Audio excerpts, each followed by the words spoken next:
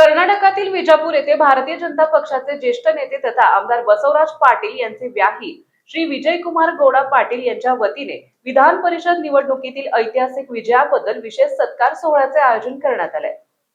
या प्रसंगी आमदार बसवराज पाटील यांनी तसेच धाराशिव जिल्हा मध्यवर्ती सहकारी बँकेचे चेअरमन आणि मुरुम शहराचे नगराध्यक्ष श्री बापूराव पाटील यांनी हा सन्मान कृतज्ञतापूर्वक स्वीकारला। यावेळी बोलताना आमदार बसवराज पाटील यांनी श्री विजयकुमार गौडा पाटील यांनी दाखवलेल्या प्रेम, आपुलकी आणि सन्मानाबद्दल मी मनपूर्वक आभार व्यक्त करतो।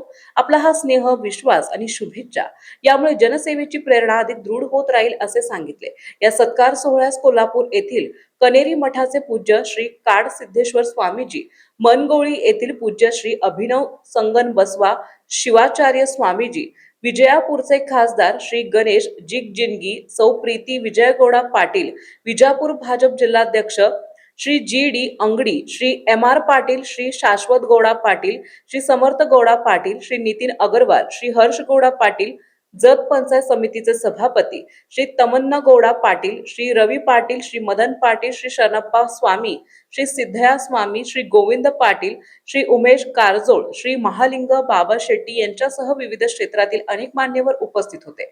सत्कार सोहळा उत्साहपूर्ण वातावरणात पार पडला असून उपस्थित मान्यवरांनी आमदार बसवराज पाटील यांना पुढील राजकीय आणि सामाजिक वाटचालीसाठी शुभेच्छा दिल्या। जीटीव्ही मराठी जनतेचा बुलंद आवाज न्यूज चॅनलचे मुख्य संपादक विशाल देशमुख।